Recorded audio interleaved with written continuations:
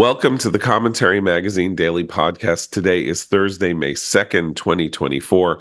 I am John Podhoretz, the editor of Commentary Magazine. With me, as always, executive editor Abe Greenwald. Hi, Abe. Hi, John. Washington commentary columnist Matthew Continetti. Hi, Matt. Hi, John. And senior editor Seth Mandel. Hi, Seth. Hi, John. Sorry, I'm on mute. He was muted at the start. That's a new wrinkle on the Zoom mute function. I have a bad cold, so if my voice sounds different, please excuse me for that. And we're going to go all over the place today. There's a lot of different things, bits and pieces of things to talk about, but just to mix things up so that we're not obsessively talking about the same subject at the beginning of the show every time. Matt, you said you have some stuff you want to say about Trump. So I am now opening the floor to you to say stuff about Trump. Thank you, John. It's a pleasure to be here with you today. What I want to say about Trump is this. I caught a little bit of Trump's rallies yesterday. He was in Michigan and Wisconsin. Wednesday is his day off from the trial in New York City. And he's going to be using that day off to actually campaign, which he is unable to do during the other days of the week. I was struck by a few things watching Trump. The first is, compared to Biden, who, as we've been talking about, is physically deteriorating, Trump seems not to have changed at all in 4 years, even really 8 years. His performance in the rally I was watching, which it was in Michigan, was the equivalent of any performance on the stump he's given throughout his political career. He was energetic. He was trash talking. It was the same shock jock stand-up comedy routine that, John, you've been talking about for almost a decade now that Trump performs on the stump. It was pretty amazing when you consider everything that is being placed on top of Trump right now. I mean, not just his increasing age, but the fact that Tish James, the AG of New York, has basically made it her mission in life to bankrupt Donald Trump. The ongoing trial in New York City, where he faces a prison sentence if he doesn't get a hung jury or win on appeal. The other cases that are moving against him. It was really stunning, actually, especially in comparison to the incumbent president, who is more or less in hiding, and whose only real news out of yesterday was the fact that he referred to the Japanese, our strongest ally in the Indo-Pacific region and one of our most important allies in the world, as xenophobic. That was the headline coming out of one of Biden's fundraisers. So the contrast was stunning. The other thing I wanted to point out about the rallies, which I thought was interesting, is Trump's agenda or his message about Biden continues to be very strong, continues to hit the economy, continues to hit the border, which are Biden's two big vulnerabilities. He continues, Trump, to reinforce this idea of better off under Trump, which is clearly taking hold in the electorate because we've seen these retrospective views of the Trump administration as positive, especially compared with the current administration. He also started adding in October 7th, and he started connecting immigration to Islamism in the same way that he did prior to his victory in 2016. And he did it by talking about this proposal that has been reported on within the Biden administration to bring Gazan refugees to the United States. The way in which this proposal has been reported suggests that the plan would just begin with family members of current American citizens or legal permanent residents who are Palestinian in the U.S.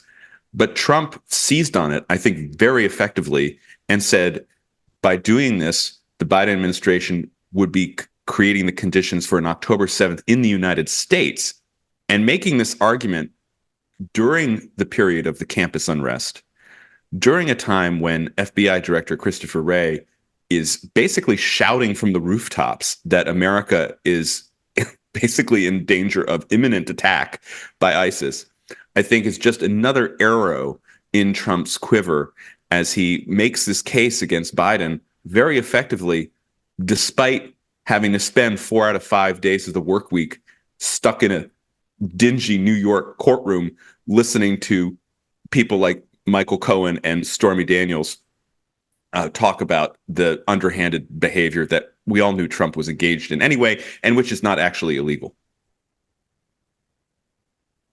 Biden's moment here, we talked about this yesterday. It's May 2nd, May to June, June, July, 5 months, 5 months till the election. Biden's moment here so suggests that he has lost the thread of what it is that he needs to be conveying to the American people is pretty overwhelming. Their strategy for re-election was to say, we can't have Trump back. You don't want Trump back. I'm the only way to keep Trump from going back to the presidency. And we're now getting reams of data where people are saying there are worse things than having Trump back in the presidency. And one of them may be your presidency. So when they say that a majority of Americans view the Trump years favorably, and 39% of Americans view the current conditions of the United States favorably, effectively a 13, 14, 15-point gap in how people feel about what they remember from before Biden and how they are feeling during Biden. This strategy is now based entirely on the idea that Judge Merchan, as Andy McCarthy has been saying in National Review, is engineering a guilty verdict in the check-kiting Michael Cohen, Stormy Daniels case so that they can say, and the Biden people can say, we cannot elect a convicted felon and nothing else. He's got nothing else. And the weird thing is, eerily, what Trump is going to run on, go issue by issue, the border and maybe bring Gazans in and this and that, is exactly what Biden ran on in 2020, which is, do you want this kind of instability and chaos in the White House? We can't afford it. That's how Biden won. Trump's just like reversing field and is going to say, look at this country. It's out of control. The rich students that Biden wants to give money to, that you, my voters, are paying in taxes, and you're going to defray the costs of their college educations so they can stand on campus and burn American flags. Is that what you want? I just want to pick up on that. There's a very interesting Facebook post by an Israeli PhD student at Stanford named Yotam Berger. He wrote it in Hebrew, but it has been translated by Daniel Gordis, whose newsletter, Israel from the Inside, is must-reading. And in the post, Yotam Berger, who's I think in his second year at Stanford, he's finishing up his second year of a PhD program, talks about what he's encountered on campus since October 7th. And the second point he makes is the following. He writes, America deserves Donald Trump. And he talks about in the Facebook post how on November 9th, 2016, he was amazed. He, like many other people throughout the world and in the United States, thought that the idea of Trump as president was, he says, unimaginable. He says, in the years since Trump's election and since Trump was president, couldn't really understand that Donald Trump had been the president of the United States. And yet, after October 7th, he writes, he finally got it. And I just want to read the final paragraph at this one point. The whole post is worth reading, and it's understandable why it went viral. But Yotam Berger writes, if I were an American, I still wouldn't vote for Trump, but I now understand those who vote for him. Donald Trump is some Americans' answer to the madness on the other side, a madness I didn't notice until it turned its face in my direction, a madness no less terrible than Trump's madness. No, if I had the right to vote, I would not vote for Donald Trump, but America deserves him. And I thought it was a very perceptive comment, and especially in view of something that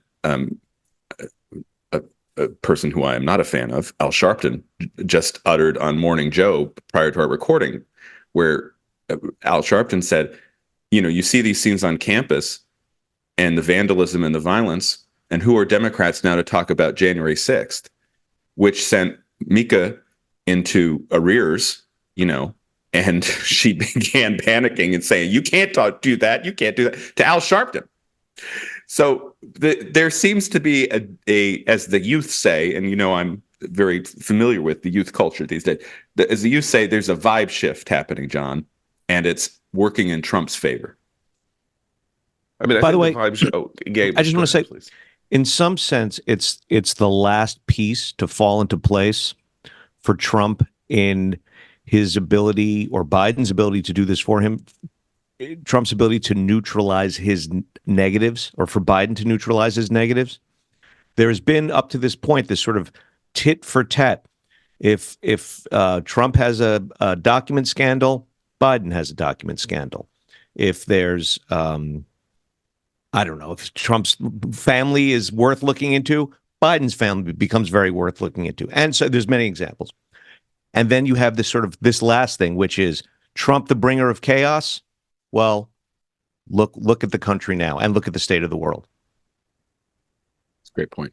So I think we're on an interesting political precipice, because, as Matt, you mentioned yesterday, we now have the Praetorian Guard surrounding Biden as he walks to the helicopter so that no one can see him shuffle. We have, now I want to go to policy, because what is that? The definition of madness is like doing the same thing over and over and expecting the same, expecting a different result. Yeah. So yesterday, the day before, Hamas rejected the deal that Israel had put on the table for hostage release and ceasefire. A deal, by the way, that would have extended 3.5 months or something like that, I believe. They rejected the deal. The deal involved 20 or something, 25, 30 hostages, and, you know, thousands of Palestinian prisoners, and Gazans getting to go home, and doing this and doing that and doing the other thing. And Hamas rejected it. Okay, so the deal was rejected. There's a negotiation, and the deal was rejected. Why am I saying the deal was rejected over and over again? Because I want to read you what Tony Blinken said this morning, or in Israel at 3:00 this afternoon. U.S. Secretary of State Antony Blinken tells NBC that it's clear Israel is willing to make big compromises in order to achieve a truce and hostage release deal with Hamas, and that the responsibility to ensure it comes to fruition is now on Hamas. It's clear that they'd like to see that happen. Blinken tells the news outlet of the Israelis. Oh, really? Yeah, I mean, they're making an offer, right? It gets an immediate ceasefire, it gets hostages home, and it gives us something to build on. Okay, so the most immediate thing, the most urgent thing, is seeing in the days ahead what Hamas's response is to a very strong proposal that's on the table. Hamas already responded. I mean, am I taking crazy pills? But they Hamas said they would continue to negotiate. The way in which Blinken is being played, but wants to be played, is absolutely stunning. I think, here. The key, right? Blinken Right. So that's what's happening. Is Blinken Rafah. is saying, right? Blinken is saying, you know, all the reports couch it in the terms of Hamas indicates it will reject deal. Hamas indicates it will spurn deal, you know, etc. And that's really what Blinken seems to want. I think he doesn't. I think it's like, you know, the "Who Wants to Be a Millionaire?" Is that your final answer?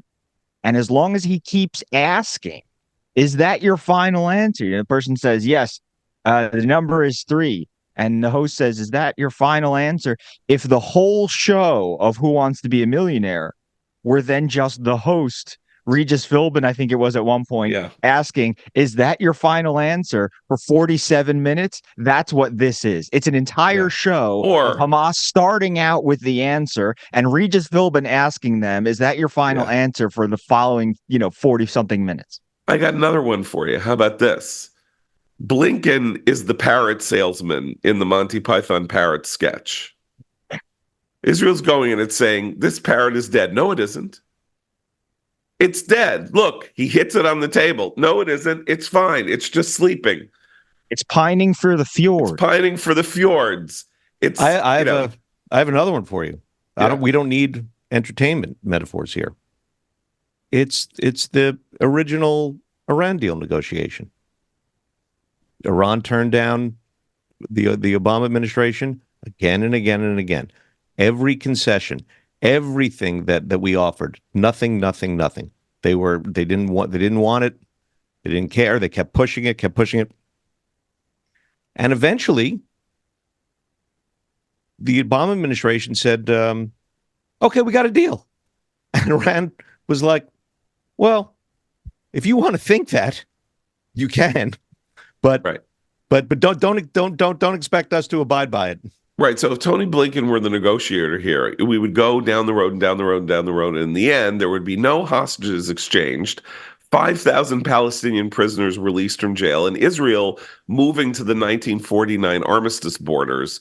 And then Hamas would say, all right, okay, fine, we have a deal. I mean, that is the nature of where this is going. But I think the question we have to ask ourselves is he delusional? Is he stupid? Or is this malign in a weird way? Because all he's doing now, as I think Matt said, and I think people didn't really quite hear because we were all talking at the same time, he's just keeping Israel out of Rafah. This is all just a means of keeping Israel out of Rafah. Now, the American line is until Israel provides us with a workable plan to protect the Gazans who are sheltering in Rafah and move them out of harm's way, we cannot and will not support the action in Rafah. And if he keeps saying that, they have a plan. It's actually outlined in part in the ceasefire deal, oddly enough. But if he keeps saying that, then Israel's going to have to go in without American support. You know what? By this point, big effing deal. I mean, American support is very important psychologically to the Israelis. It really is. And it's very important.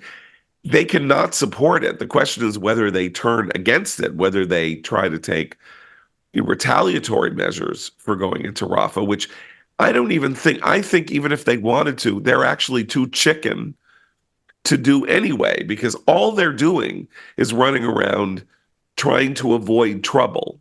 Right. Well, he would, by going into Rafah without American backing, which Israel has to do, the domestic political situation in the United States would be inflamed.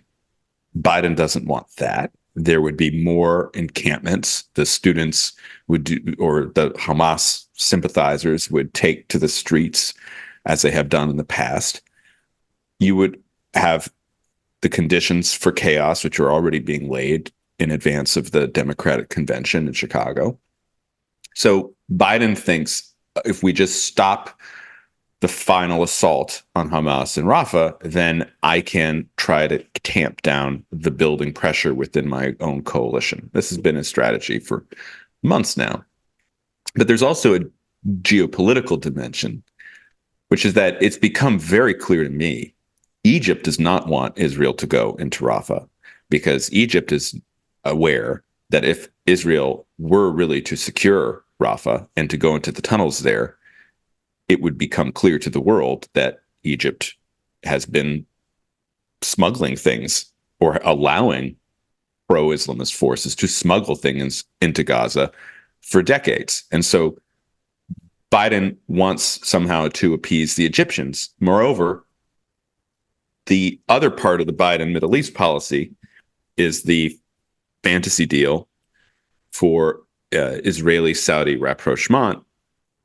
But because there's no chance that Israel is going to back a Palestinian state in the near term. They've now defined the Saudi deal down to just include an American security guarantee to Saudi Arabia and some type of potential pathway for Saudi-Israel normalization. And Biden thinks that if Israel goes into Rafah, that too will be ruined. So the Biden administration's domestic and foreign policy priorities are overriding Israel's vital interest in going in to Rafah and finishing off the Hamas battalions. And that's just an unsustainable situation. Can I just say something about the Egypt situation? Believe it or not, believe it or not, Lincoln and the Americans actually used the problem of Egyptian smuggling allowance or looking the other way as in the negotiations. And at one point, what I thought was especially risible was that one offer to avoid a Rafah offensive was from the Americans, will make sure to get the Egyptian tunnel situation all cleared up.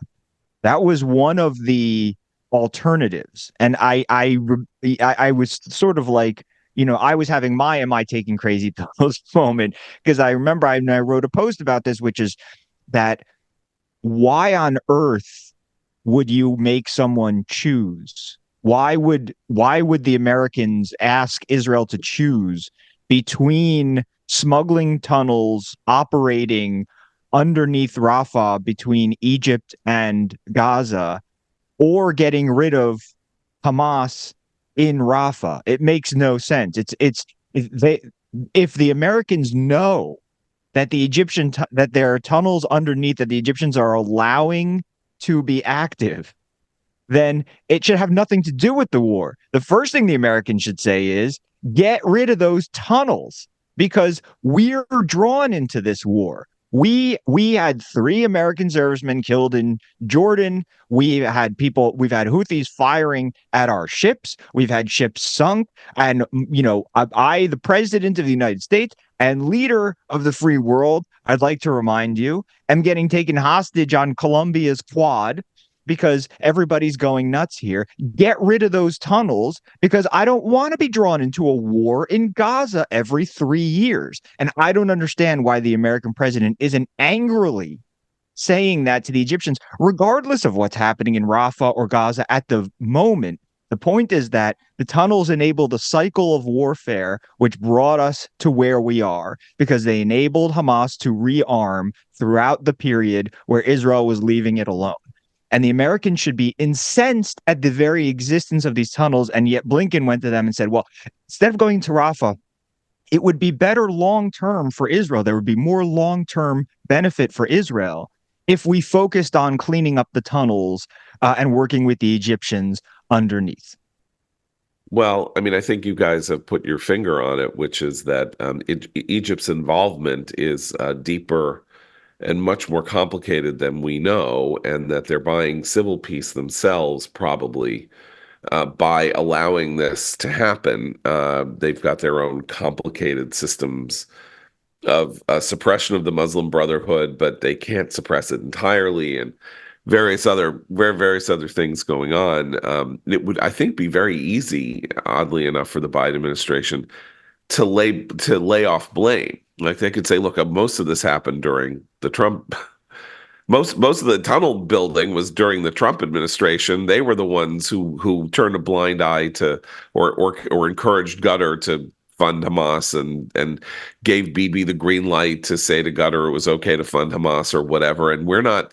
We're here to clean up the mess that Trump created, and that's partly true. Although, of course, Obama was probably involved also. But I want to move on to the protests, because once again, you take left opinion and right opinion, and you find yourselves in a bizarre world in which the priors or the bases of all these opinions are so wildly different that it is very hard to have a rational conversation across party lines. So the leftist opinion basically is that something shocking, scandalous, and awful happened when the police were called in New York, in uh, Hanover, New Hampshire, where police came in and broke up an encampment and arrested people, in L.A., in St. Louis, not ordinarily thought of as a tough law and order city. Um, and some of the numbers that are coming out of these arrests are pretty shocking and important.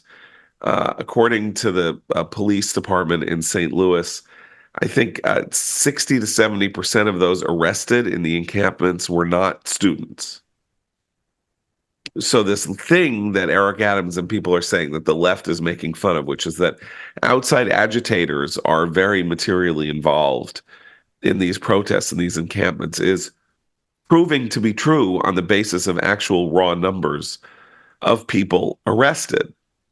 And yet this is viewed scornfully and with almost like with disdain by people who think that the protests are either okay or noble, or look, this is just what protests are. Chris Hayes, sitting in his $6 million Airy in Brooklyn on his $5 million salary, wagging his finger at people about how, hey, taking over buildings is just standard operating procedure for protests from time immemorial. Have I gone crazy? Why is it okay? Why is it okay to invade now? People just always take over buildings. Well, I can explain it to you very simply. Anti-Semitism, you piece of shit. That's why, because they're preventing Jews from going on campus and screaming that, Zionists should all be murdered. So drop dead. All right, Seriously. so let's have a positive note here. Okay. Something I've been wanting to talk about all day since it happened, and that is the UNC frat bros who saved the American flag at one of the protests there on the UNC campus. Pro-Hamasniks took down the American flag, replaced it with the Palestinian flag, but the frat bros at UNC, the brothers of Pi Kappa Phi, they intervened and they stood their ground around the American flag, protecting the flag, and they had been greeted with a flood of support. There is a GoFundMe page for these frat brothers at UNC that has raised, I believe, at the time that we were recording this podcast on Thursday morning, more than $300,000 for them to throw a rager, a pro-American rager at the UNC campus. And I can think of nothing better and more heartening than what's been going on campus. So it's not all doom and gloom, John. For every Chris Hayes in Brooklyn, there are 20 frat brothers around the country who still believe in America and in the U.S.-Israel relationship and in America as a place for no bigotry or persecution toward the Jewish people. So it's not it's not all clouds but not on the horizon. Not this. It's even better than that. It's better than that. Yes. Because not only is there for every Chris Hayes 20 frat bros ready to raise the flag, there are millions of Americans who are on their side and not the maniac side. I mean, I've been saying this now for a few days. The fact that these protests have become so nakedly Islamist, jihadist, death to America-y, completely reveals this whole movement for what it is. There is absolutely no ideological there's no legitimacy to what they're up to in terms of American political thought and good liberal approaches to foreign policy. They have completely exposed what they are. I say, by the way, my suggestion would be not a rager, but an Iwo Jima style memorial of them holding up the flag and protecting the flag. But there was a moment at City College on Tuesday night which is in Harlem. I mentioned it's a mile north of Columbia, and the police were actually physically attacked by the protesters all of whom look to be about, and by the way, at Fordham, which is 20 miles or 60 blocks, 3 miles south of Columbia, where they had an indoor encampment in a building looking over Lincoln Center. When you saw the mob, it looked like the people who used to populate the Lincoln Plaza movie theater, or people on the M104 bus going up Broadway, like this ragtag band of retired school teachers and people who worked for, for the attorney, worked in public works for 20 years and then live now, retired on excessive pensions, 55-year-old guys with, man buns, and, women still wearing like madras dresses like it was 1967, even though their hair is entirely gray. Like, it was really a very, very impressive display of young collegiate energy, let me just say. But when they were at City College, someone had hoisted the Palestinian flag up on the flagpole at City College, and the cops went and took it down and put the American flag back up and rolled the flag back up and then threw the Palestinian flag on the ground. And there was, again, a hue and cry on Twitter. How dare the cops throw a flag down on the ground? You know what? These are New York City cops. Let's talk about what they're like. You know what they're like? They're more likely than not, or more likely than the, by a factor of 5 over regular Americans, to have served this country in Iraq and Afghanistan. They came back and they went into the police department. That's one of the things that people did all over the country. And so you're not going to raise a flag over City College that is a flag of an enemy of the United States and a poisonous Islamist, tyrannical, anti-Semitic, irredentist, nihilist, millenarian cult. They're not going to let it happen, and they're going to happily throw that flag on the ground, and they get the right. I want to move quickly. Can I just one more? Go ahead. Yeah, one more campus hijinks that I think our listeners will enjoy, and that is the protests at Alabama the other day. There was a pro-Palestinian, anti-Israel protest, and then there was a pro-Israel counter-protest. And as documented by a student journalist, Maven Navarro, on Twitter, at one point, both protests, this is almost like a Curb Your Enthusiasm episode, both protests began chanting the F Joe Biden slogan. So there was a moment of unity, actually, where the whole country was coming together. Even the outside agitators, the terrorists, pro-terrorist scum, they were joining with the pro-American patriots on campus in the chant of F Joe Biden's. That's where things are for our incumbent president. Biden will lead that chant at the DNC at the convention this summer, if he's knowing that enough. Is the triangulation. Yeah, as they march on the Japanese embassy for their xenophobia. One other thing to mention is that a great deal is being made of the fact that on Tuesday night, in response to stories that a young Jewish woman had been beaten inside the UCLA encampment, a bunch of people rushed the encampment and started to knock things down. Oh, what a gift. What a gift this was to the people who wanted to say, oh, you say that it's terrible, and then people are rushing where are the arrests? What is going on? What's going on here? Well, we don't actually know what's going on here, but here's what we know. We know that the video shows people whose faces you can see. And if it should turn out that they did something that is violative of the law, they can be punished by the law for what they did. It's not clear that's the case, as the encampments are not on their property and are sitting as matters of illegal trespass. Did they get violent? If they got violent, they can be arrested. The whole point about this is there was nothing systematic about this. There was nothing. It was people saying, I think my sister or my friend, I heard my friend's girlfriend or something was beaten up inside was walking around the camp, got beaten up. Like, we're going to go trash them trash the encampments. The idea of paralleling one incident at UCLA with like 5 guys smashing into things with the now literally hundreds and hundreds and hundreds of arrests for trespass, interference with the daily activities of campuses, burglary at Hamilton Hall, and these chains of human beings who are preventing Jews from walking freely in areas in the United States is moral equivalence of the most repugnant sort. There have been, over 1,000 or 2,000 arrests. These are like 4 guys storming a couple of ludicrous shanties and smashing into them. Like, okay,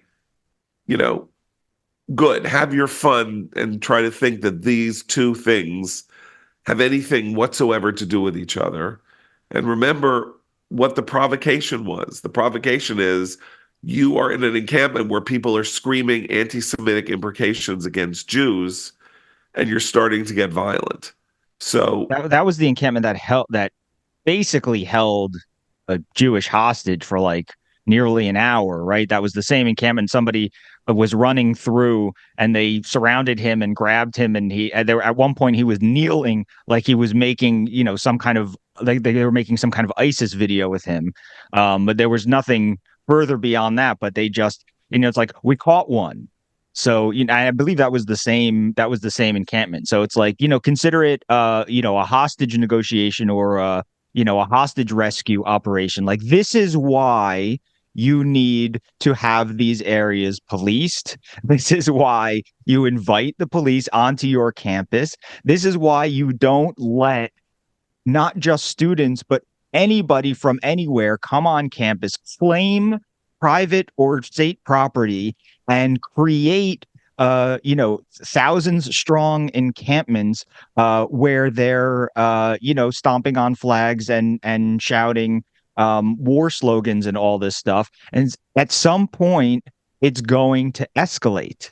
I don't know how, and I'm not sure exactly what anybody expected besides escalation. well, they Because, want escalation. well, I I was mean, going to they say obviously one of the want encampments, escalation. I believe it was in New York last night, projected onto the side of a building across the street the words "escalate for Gaza."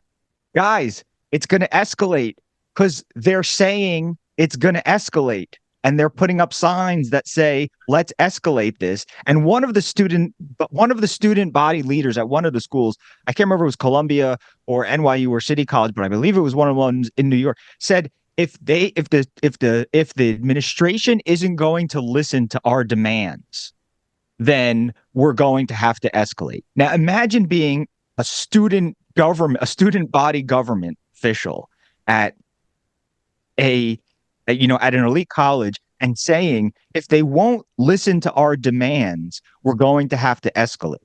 And that was before the building was taken over and such. They're literally Let's talk about threatening. escalation.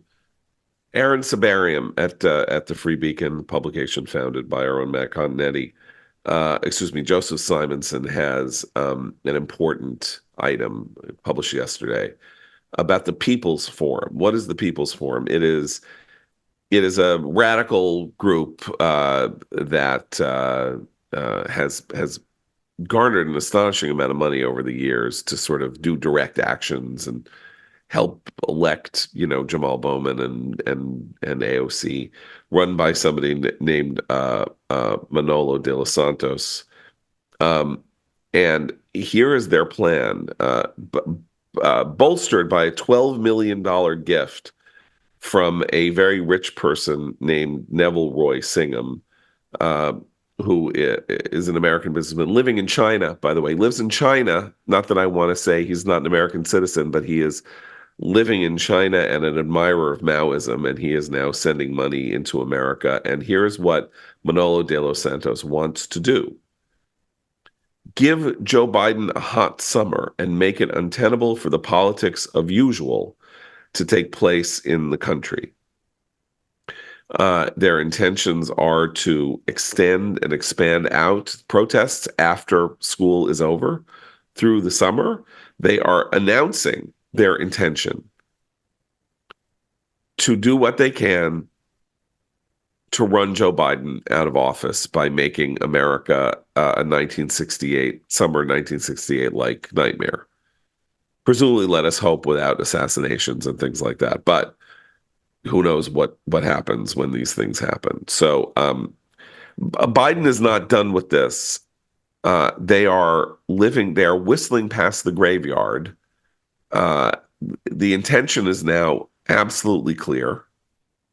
The purpose is clear, the direction is clear, and there's a whole shit ton of money behind it. That's the key, yes. If for no other reason, Biden would be wise to take this all seriously, much more seriously than he has. He would be wise to pay attention to it and go much farther than denouncing it, because it's also a national security issue. This is in part, a foreign psyop, a foreign intelligence op. These are groups that they are giving support to our enemies in an organized way with certain foreign actors involved. This is a much bigger deal than you would ever know from the White House. It looks like protests. That's not really what it is. It is on one level.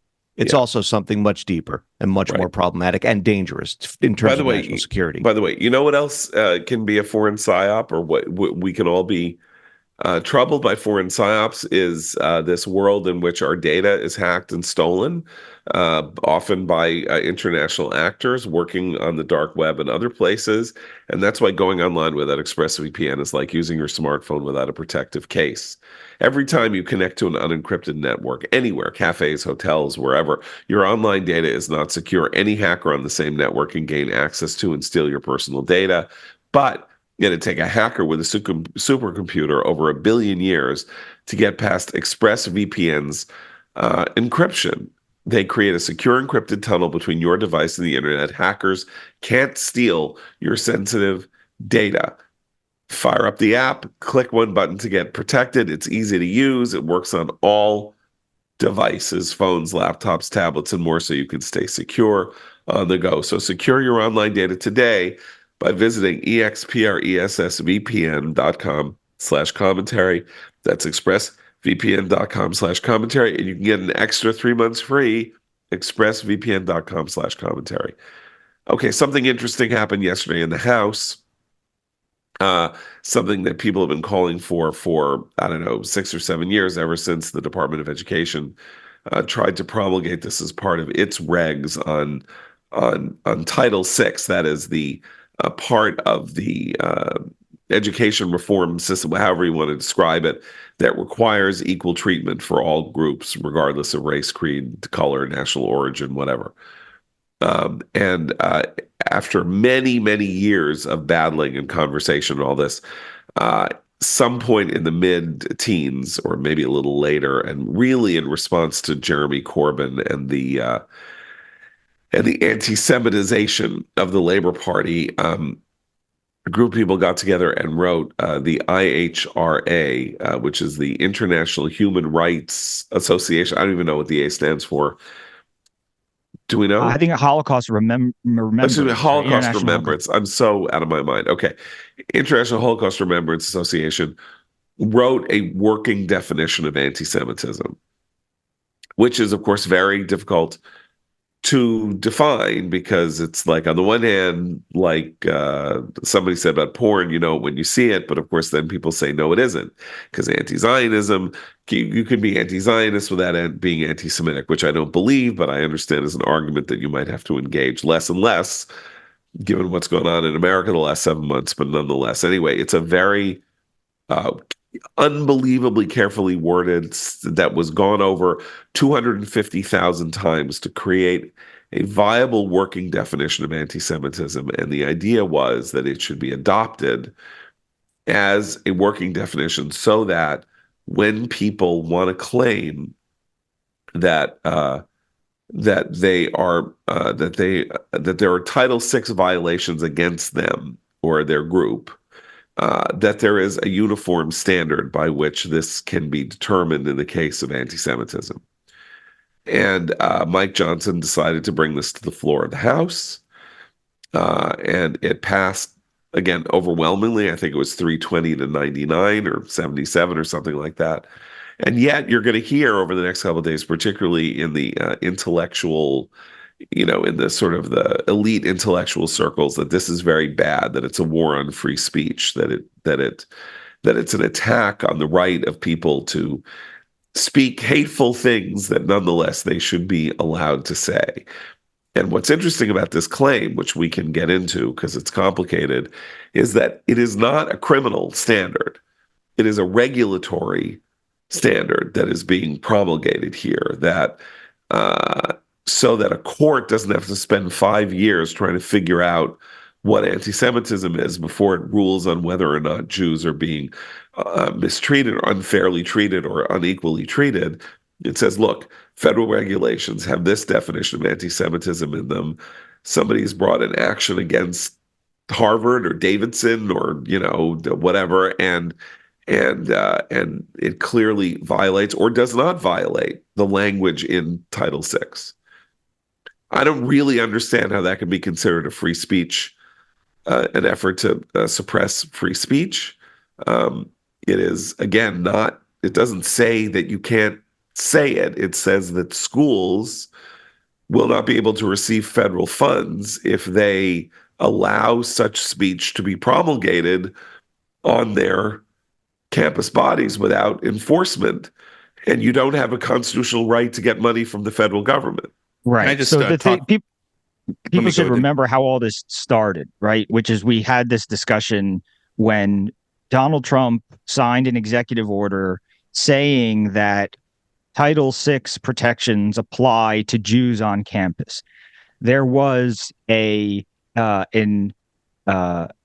was an outpouring of nonsense from people who had said, and at the time, the New York Times was partly responsible for this because they had sort of misdescribed the coming bill. But Title VI is about race and national origin. So 20 years ago, after 9/11, what started happening was people would beat up somebody who looked like they came from Afghanistan, but really they were Sikh and not Muslim. And the Bush administration was trying to figure out a way for these sorts of hate crimes to be under the umbrella of hate crimes and civil rights and violations and all that. What if you attack somebody for their national origin, but you were wrong about their national origin? That was the question. And the answer the Bush administration came up with was you should not be free. It should not be a get out of whatever free card to be wrong about attacking, their national origin.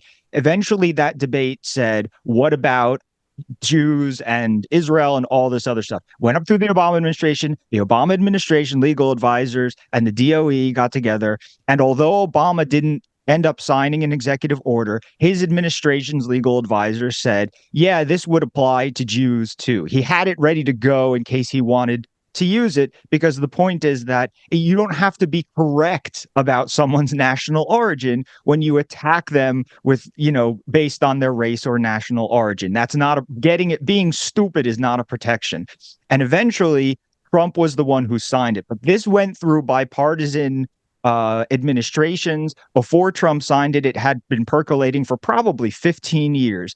Now, the outpouring of outrage when it was signed said they turned the Jews into a nationality. They turned the Jews into a separate nationality like they did in the Soviet Union. They're going to give them cards, and it's going to say Jew on the card, right? And this is just what they did. This is just what Stalin did. That was the like we should say, and that was coming from the left.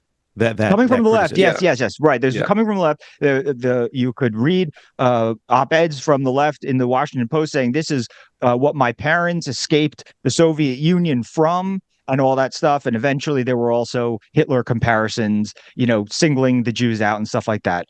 And so people really misunderstood what that was. Things calmed down a bit when it was explained that that's not what this is. Title VI is, as John said, this is about civil rights, anti-discrimination law, and it's similar to the idea of a hate crime in which the crime itself is not the hate, But right? We should make right. sure to point out a hate crime does not mean you've been arrested because you hate someone. Yeah. It's about figuring out where that's coming from, and the Title VI does that too. Then Biden said, so since Trump, now I believe since 2018 now, the Department of Education has been using the IHRA definition of anti-Semitism in Title VI investigations. Okay, so since Trump and now going on 6 years, we have been using this. This has been the policy directed by Trump. When Biden came into office and he wanted to combat anti-Semitism, he expanded the use of the Title VI applications to other federal government departments beyond the Department of Education. Right. So housing and things like that. Most of these were not very important because Jews today are not redlined out of neighborhoods and stuff like that. But the point is that it is now bipartisan, has been used by two presidents, expanded. It is generally the Title VI understanding under which we operate regularly now. And what this did was try to codify it. And Title VI is you can't exclude people from educational benefits, scholarships, or classes or schools or things like that based on their race or national origin. And you should understand this definition of anti-Semitism when you try to decide if someone is being excluded from an educational right in an institution that receives federal funding. Right. Okay. So can I Matt, just go ahead, talk sorry, about the politics? please. Because I think that's the key takeaway here for most people. This is an issue. It is bipartisan. You're right. It passed by a vote of 320 to 91, but it splits the Democratic Party. 70 Democrats voted against this understanding of anti-Semitism. 21 Republicans did too. That's a separate conversation. But 70 Democrats did. And this follows a couple weeks after the House passed another resolution. But this was an actual bill. But on April 16th, the House passed a resolution expressing the sense of the House of Representatives that the slogan "From the river to the sea, Palestine will be free" is anti-Semitic and its use must be condemned. There, 43 Democrats voted against it. So the question of anti-Semitism is clearly roiling the Democratic Party. It's one reason Biden has been silent on the issue of the campus protests. It testifies to the fact that Democrats have appeased people like Rashida Tlaib and Ilhan Omar, continue to apologize and to defend them in the midst of their anti-Semitic pro-Hamas rants. And it also finally shows that the Republicans have found an issue in which they are playing offense, right? After being kind of tossed about for months over the question of the foreign aid bill, Speaker Johnson kind of went to the mattresses. He passed the foreign aid bill, and now he's pivoting quite quickly, and I think successfully, to really pursuing the case not only against the universities with the committee investigations, the House Education Workforce Committee, but now with bills like this, which clearly highlight the stresses within the Democratic Party and the wedge in the Democratic Party that politically helps Republicans, because most people look at this and the anti-Zionist language and propaganda that's being spewed on our campuses today, and they say, yes, it's anti-Semitic, and yes, America needs to be on the side of the Jewish people. And again, I just want to, for people who are listening who may end up having these conversations with people, just to sort of stress this point that this is not the criminalization of speech. This is about what institutions that receive federal dollars do when anti-Semitism is promulgated either on their campuses or again in their housing, and how they administer, housing, Section 8 housing, which is, I think Seth said, is really not hardly an issue in the Jewish community. But anyone can go around and say, from the river to the sea, Palestine shall be free.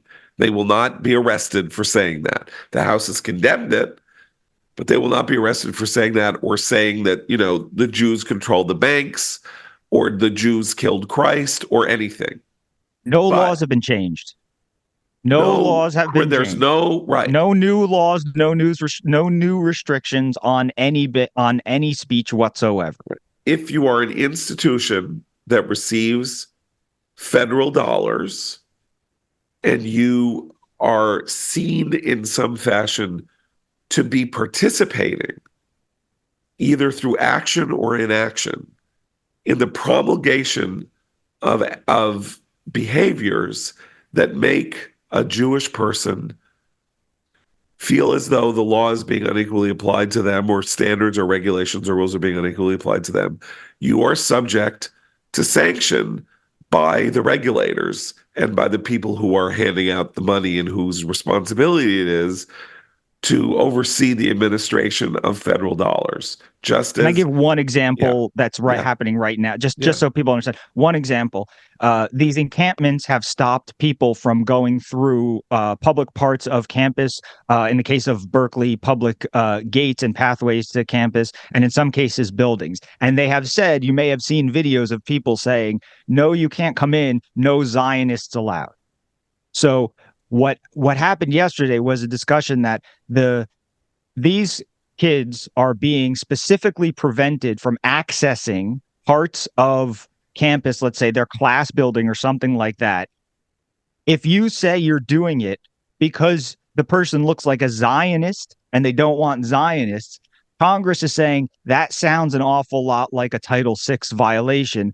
The school has more reason and more in its defense to go in and ensure that that bands of students are not blocking Jewish-looking or Israeli-sounding students from getting to their class or their dorm. That's no Zionists allowed in this building is an example of what you're seeing now by people using physicality to prevent a perceived Zionist from going to class. I think even more important than that, you mentioned Berkeley, we have UCLA, we have City College. These are not private institutions. The land on which these institutions sit, these are, and they're not really land grant schools, but they are owned by the state, and therefore the rules and laws of the state apply. And again, Title VI, so you can't do it anyway, because you are not allowed to you are not allowed to do this on a sidewalk. You couldn't stand on a sidewalk, put your arms and say, "I'm sorry, you can't walk here. This is our sidewalk." I mean, it's West Side Story. It's like you're the Jets and you're not letting the Sharks through. The Jets could be arrested for not letting the Sharks through. But the point here is Congress is making no law that affects an individual person who expresses a noxious or monstrous view. It is saying we're not giving money to the institution that doesn't police the safety and fair treatment of the people under its charge. And anti-Semites are very unhappy about this. I think that's the second takeaway too. And the anti-Semites on both the left and on the right are unhappy about it. And for that reason, it should be supported. And Mike Johnson did the right thing. The ACLU, it used to be said that, the ACLU, which has clearly lost its way, in the 1970s, the classic ACLU formulation was, "I hate what you have to say, but I will defend to the death your right to say it.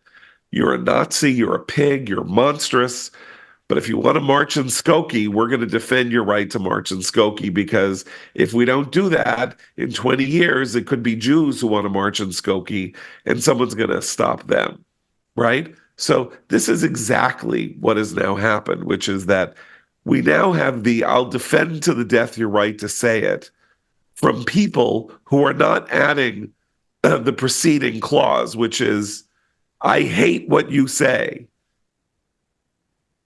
if everybody who was defending the protesters said what the protesters are saying is noxious and disgusting and it makes me sick, and I hope all of them, No, far from it.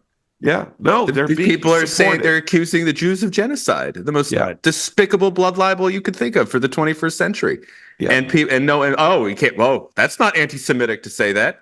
Yeah. Of course it is. Well, by the way, I just want to say part of why they're not saying that. I mean, part of why they're not saying that is because they agree. They don't hate what they have to say. But there's also a tactical part of this here, which is that if you're somewhere on the left, but not pro-Hamas, but you're want the war to stop, or you're a politician on the left, you don't want to acknowledge that there is any of this happening in these protests, right?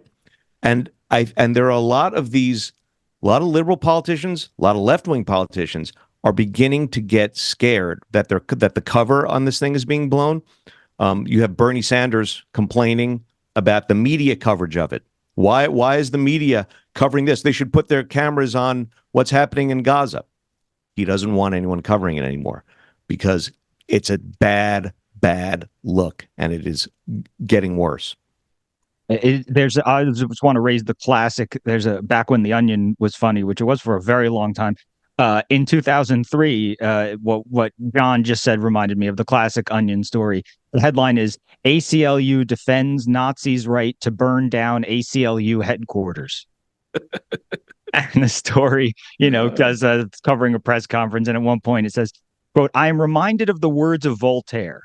I may disagree with what you say, but I will defend to the death your right to say it," Strawson said, pretending to quote Nadine Strawson. "While the ACLU vehemently disagrees with the idea of Nazis torching this building, principle freedom of expression must be supported in all cases. If we take away these Nazis' right to burn down our headquarters, we take away everyone's right to burn down our headquarters."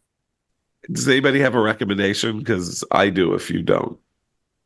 I don't know if you've recommended the Susie Linfield interview that we were talking about. No. That's an excellent one. Yeah. Well, I'd like to recommend this interview in the journal Salmagundi with the cultural historian Susie Linfield.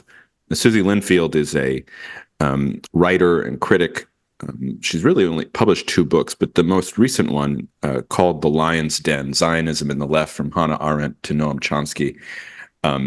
I just happened to get it after reading this interview, and I started it, and it starts off excellently.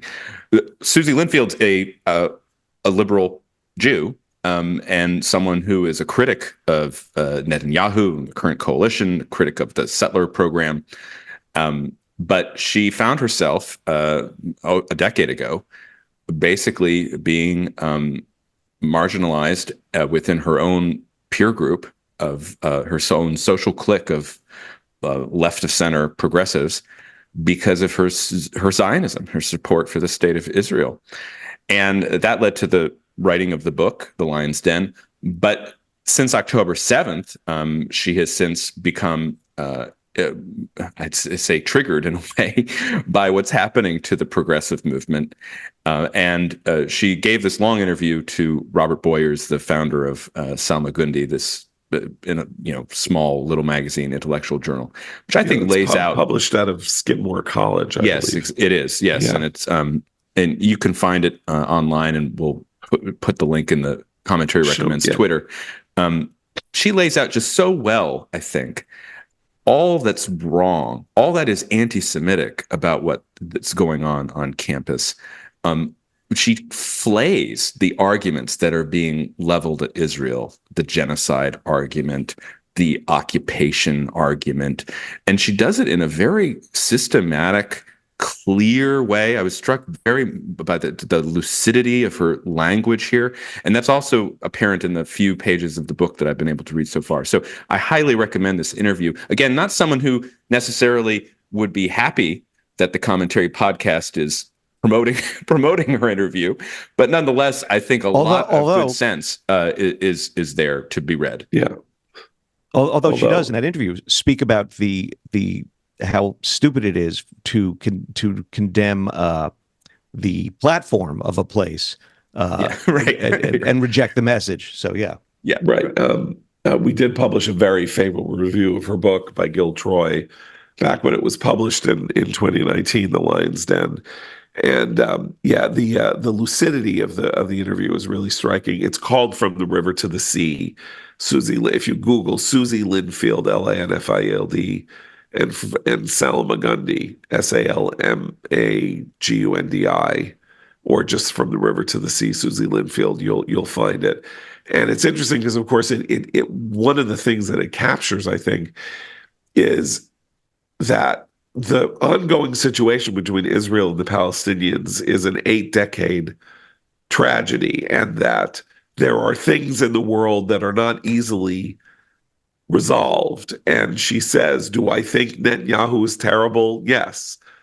Do I think that there can be a two-state solution right now? No rational human being can look at this moment and say this can happen like that. It's a very, she acknowledges all of her, let's say, liberal or leftist views, and then says, well, what's the real world test of them? And where are you when it comes to what actually happens on the planet versus what you wish would happen? It's great. It's a great example of moral clarity at work. I think that's what really struck me about the essay. And also she connects it at the very end. It becomes kind of deep because she talks about the broader tradition of just anti-Judaism and the place of the Jews in world history. And of course, the animosity toward the Jews throughout the Jews' history, which is world history. And it was a very affecting read for me as I was lounging on the beach in Florida over the weekend. Well, I'm delighted. I'm delighted that you had your blissful vacation. My blissful and my renewal of my Zionism, your Zionism, and your good cheer. And my good cheer. Yeah. Well, I was thinking, and then I came home and I heard about the UNC frat bros, and I was just even more. I just want to say, I'm sure they're big Susie Linfield fans too. I'm sure at the frat house they're passing around the latest issue of Salmagundi and learning about the intricacies of Zionist thought and politics. I'm confident in that. I'm required now to reveal, just before we go, a secret about Matthew Continetti that I did not know until yesterday. People here know that I, or maybe have discerned over time that I am a very serious man of the theater, and that I once very seriously considered becoming an actor. Decided not to because I figured I would face enough rejection as a writer that I didn't need to have another profession where I would face rejection as an actor. But one thing, I've known Matt for 20 years, I did not know, but we got an email from someone who knew him in high school.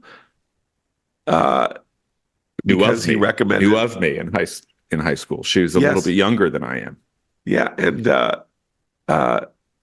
because Matt recommended Judi Dench's book on Shakespeare, she informed us that Matt was the bard thespian of high distinction at their high school. Yeah, deeply admired for his interpretations of Shakespearean roles. And as I say, you had never. So what were? Just give me just two parts that you played. Well, as I was reading Judi Dench's book, John, I was particularly interested in the Macbeth chapter, where I played King Duncan in our production of Macbeth, and then I also did the chorus in Romeo and Juliet. I had other things going on, but I think our listener, and it was a very nice email she sent. There were Shakespeare contests for drama students, and I participated in one of those, and I got to actually perform at the Folger Shakespeare Library here in DC my senior year. I was in the final round. I did not win, but I made it to the Folger stage, and that's always been a highlight for me. It's funny, as I was reading. What was the monologue? I forget about it. It may have been a Henry V piece, but this is going back now a long time ago. As I was reading Judi Dench's book, though, also on the beach, I was thinking about, life choices we make. And so if you ever, if I ever absent myself from the podcast and you don't hear about me for a while, and then you hear about a American who's bringing Shakespeare to the Japanese, and if my wife even came up with the name, if you ever hear of the Nakasawa Shakespeare Company, bringing the bar, that would be my second career. That's what I'm thinking, because that'd be a way to combine my two it's time interests. for a GoFundMe. Yeah, that's for right. you. The frat Nakasawa boys, they Shakespeare have Company. 300,000. Yeah. But we can set up the GoFundMe for the Nakasawa Shakespeare Company, and we'll do a whole repertory. And then my interest in Japan and my interest in Shakespeare can be combined, and a new, a second birth, really. Okay, so but Matt, sailing for continental. But Matt, the president yesterday said that Japan was xenophobic. Yeah, well, So I don't know if we can do that. Japan is so xenophobic that, in fact, probably the best screen version of Macbeth is Akira Kurosawa's Throne of Blood, in which Toshiro Mifune, the greatest Japanese actor, plays Macbeth. And Macbeth has been filmed 5,000 times, and Throne of Blood is easily, I think, the best and version. Also Kurosawa's Ron is kind of, which is King Lear, right? King Lear, right? Yes. Yeah. So Japan and Shakespeare, they like each other, and I like both of them. And so again, if I'm not here on one of my scheduled days, it's because I'm pursuing my dream, John, my true calling as bringing Shakespeare to the Japanese people. Not that they need it, but I'd just be another ambassador. That's beautiful. Thank you. That is beautiful. And we will be back tomorrow. So for Matt, Seth, and Abe, I'm John Podhoretz. Keep the candle burning.